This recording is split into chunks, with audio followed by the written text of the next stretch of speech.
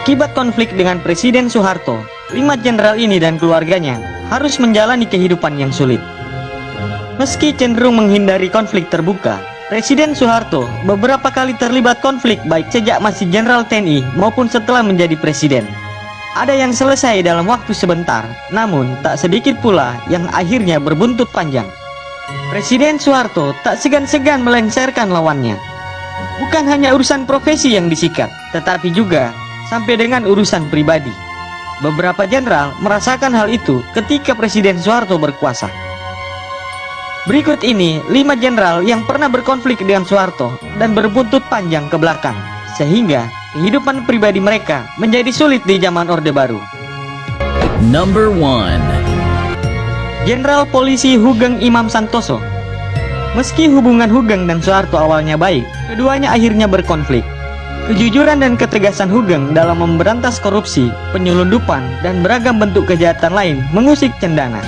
Saat kasus Sum Kuning muncul akhir tahun 1960-an, Hugeng tergerak untuk mengusut tuntas. Hugeng yakin hasil akhir persidangan kasus pemerkosaan pedagang telur bernama Sumarijem oleh beberapa anak pejabat itu penuh rekayasa. Alih-alih memberi keadilan terhadap korban, hakim justru menjadikan Sumarijem sebagai tersangka.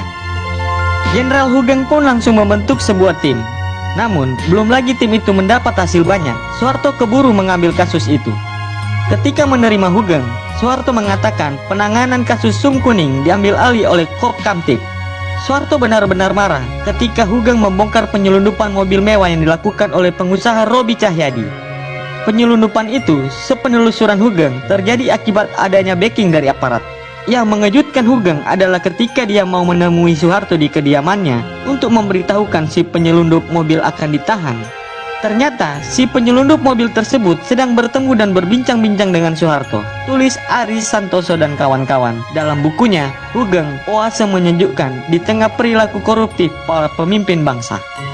Jenderal Polisi Purnawirawan Hugeng Imam Santoso sejak saat itu tak pernah percaya lagi terhadap Soeharto. Tak lama kemudian, dia dicopot dari jabatannya. Dengan tegas, dia menolak untuk tawaran basa-basi Soeharto berupa jabatan sebagai duta besar. Keduanya kembali berkonflik ketika Hugeng bergabung dalam Petisi 50. Kelompok itu aktif mengkoreksi penyelewengan Orde Baru karena menafsirkan sepihak Pancasila dan menuduh pihak dengan tafsir Pancasila beda sebagai pihak yang anti Pancasila. Jenderal Polisi Purnawirawan Hugeng Imam Santoso pun langsung kena cekal, kehilangan hak politik, dan dilarang tampil di depan publik. Hal itu membuat banyak orang menjadi takut mendekati Hugeng.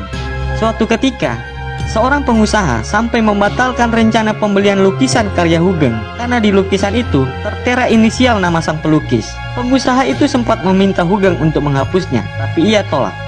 Acara Hugeng dan band di Hawaiian Seniors di TVRI langsung di-stop Menteri Penerangan Ali Murtopo dengan alasan tak sesuai budaya bangsa. Bahkan Pangkop Kamtib Laksamana Sudomo menghimbau masyarakat agar hati-hati terhadap lagu-lagu yang dibawakan Hugeng.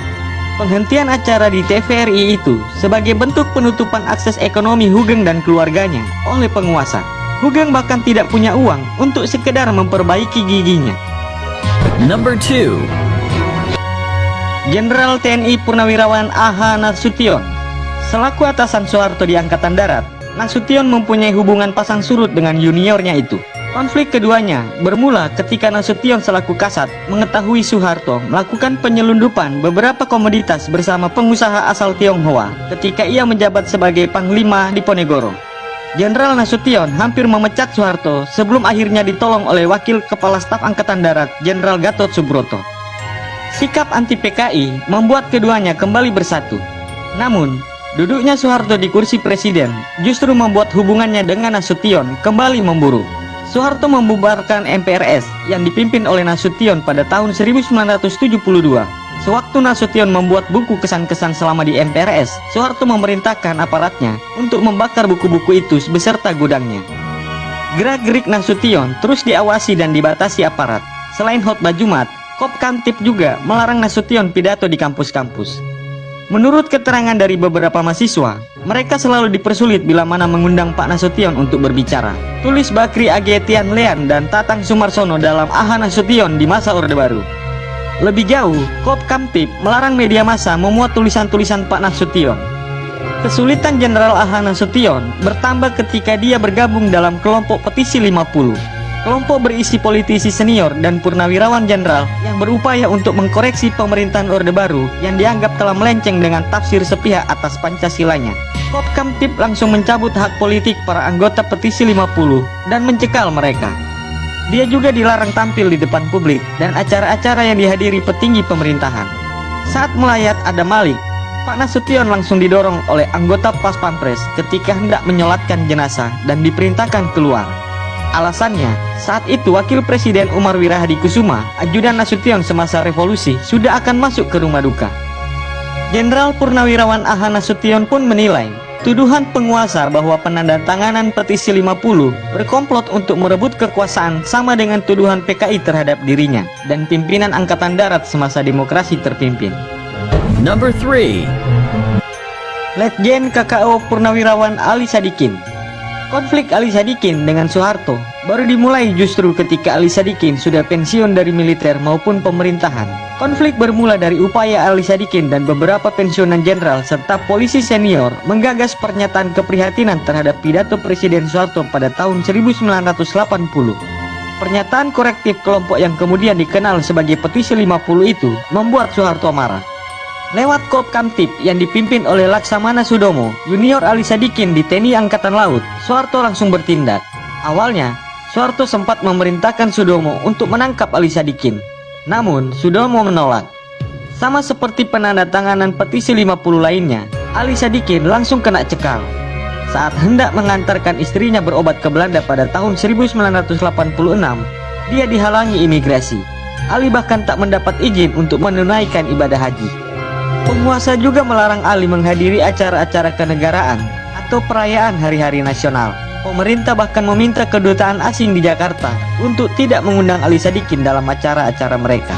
Yang konyol, Ali tak diizinkan hadir dalam perayaan pembukaan Pekan Raya Jakarta atau PRJ. Meski acara tahunan ibu kota itu buah gagasan dari Ali Sadikin semasa menjabat sebagai Gubernur DKI Jakarta. Kesulitan demi kesulitan tidak hanya menimpa Ali Sadikin, tetapi juga keluarganya.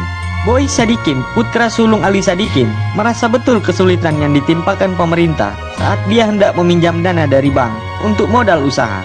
Pengajuannya berulang kali selalu menemui penolakan. Pemerintah sengaja menutup akses pinjaman bank, terutama bank negeri, kepada keluarga Ali. Hal itu diketahui setelah Ali menelpon direktur sebuah bank dan menanyakan alasan mengapa pengajuan kredit anaknya selalu gagal. Number 4. Maijen TNI Purnawirawan Pranoto Rekso Samudro. Konflik Pranoto dengan Soeharto bermula justru ketika keduanya sedang bersama di pucuk pimpinan Tentara Teritorium atau TT4 di Ponegoro. Soeharto sebagai Panglima Divisi menyelewengkan jabatannya dengan melakukan kegiatan ilegal. Menurut Pranoto, sebagaimana dikutip Salim Said dalam Gestafu 65, PKI, Aidit, Soekarno dan Soeharto, penyelewengan Soeharto berupa barter liar, monopoli cingke dari Asosiasi Pabrik-Pabrik Rokok Kretek Jawa Tengah atau PPRK, lalu penjualan besi tua yang disponsori juga oleh orang-orang Tionghoa yang bernama Lim Sio Leong, Oitek, Yong, dan Bob Hasan. Dalam melakukan kegiatan ilegal itu, Soeharto menggunakan fasilitas seperti truk milik TT4 di Ponegoro. Mengetahui hal itu, selaku kepala staf, Pranoto memerintahkan Komandan CPM TT4 di Ponegoro, yakni Letkol Sunario, untuk melakukan investigasi. Hasil investigasi kemudian dilaporkan Pranoto ke Kasat Jenderal Nasution, yang hampir menghadiahkan Soeharto dengan pemecatan. Sementara Soeharto menjalani hukuman dengan tugas belajar di Bandung, Maijen Purnawirawan Pranoto naik menggantikan dirinya sebagai Panglima di Ponegoro. Keduanya bertemu kembali di Jakarta setelah Soeharto menjabat Panglima Kostrat dan Pranoto sebagai asisten 3 bidang personalia Menpangap Jenderal Ahmad Yani. Konflik keduanya kembali terjadi menyusul hilangnya Menpangap Jenderal Ahmad Yani yang diculik oleh G30S PKI. Pranoto yang ditunjuk Presiden Soekarno menjadi pelaksana harian Angkatan Darat tak bisa menghadap Presiden karena tak diizinkan Soeharto, sebab Soeharto telah mengambil alih pimpinan Angkatan Darat. Saya tidak dapat secara langsung menghadap Presiden sebagai Panglima tertinggi dengan tanpa seizin Maijen Soeharto sebagai pengganti pimpinan Angkatan Darat saat itu. Akan tetapi, Maijen Soeharto selalu melarang saya untuk menghadap Presiden sebagai Panglima tertinggi, ujar Pranoto dalam memoar Mayor Jenderal Raden Pranoto Rekso Samudro. Soeharto kemudian mematikan karir Pranoto dengan menjadikannya perwira tinggi yang diperbantukan pada Kasat. pada bulan Februari tahun 1966, Soeharto benar-benar mematikan karir Pranoto dan pribadinya lewat surat perintah penangkapan dan penahanan nomor 37-2-1966 tertanggal 16 Februari 1966. Soeharto menangkap Pranoto. Soeharto menganggap Pranoto terlibat gerakan 30 SPKI. Bukti yang menjadi dasar penahanan Maijen Pranoto adalah sepucuk surat dari Kolonel Latif yang berada dalam persembunyian setelah kegagalan Gestapo, tulis Salim Said. Akibat surat Latif yang tak pernah diterima dan diketahuinya itu, Maijen Purnawirawan Pranoto harus mendekam di balik jeru-jerotan Blok P mulai bulan Maret 1966. Hampir sebulan di Blok P, Pranoto kemudian menjadi tahanan rumah. Dia kembali masuk BUI pada awal tahun 1969 ketika Soeharto mengeluarkan surat perintah penangkapan dan penahanan nomor Prin.212-TP-1-1969. Mulai Januari tahun 1975, Maijen Purnawirawan Pranoto tak lagi mendapat haknya seperti gaji atau penerimaan lainnya hingga dibebaskan pada tahun 1981 berdasarkan SK Pangkop Kamtib nomor Skep-Kopkam-1-1981. Pranoto tak pernah menerima surat pemberhentian atau pemecatan resmi dari keanggotaannya sebagai TNI Angkatan Darat. Meski begitu, dia tak mendapatkan pensiun sampai akhir hayatnya dan namanya tak pernah direhabilitasi. Number 5. Letjen TNI HR Darsono. Sebagai salah satu panglima andalan Soeharto ketika berupaya menggulingkan Soekarno, Darsono jelas memiliki hubungan manis dengan The Smiling General. Soeharto mengangkat Darsono menjadi Panglima Siliwangi menggantikan Ibrahim Aji, seorang panglima dengan reputasi anti korupsi dan pendukung Soekarno sebagai hadiah dari jasa yang telah diberikannya. Konflik Darsono dengan Soeharto baru terjadi ketika Soeharto sudah 10 tahun menjabat presiden dan Darsono menjabat sebagai sekretaris jenderal ASEAN. Ketika berpidato di depan eksponen 66 di Bandung pada Januari 1978, Darsono melontarkan kritik terhadap pemerintahan Kum Abri yang dinilai makin melenceng. Kritik Darsono langsung menuai kemarahan penguasa. Kemarahan itu makin bertambah karena Darsono enggan mengabulkan tuntutan permintaan maaf dari pemerintah. Akibatnya, Darsono pun mesti kehilangan jabatan di Setjen ASEAN.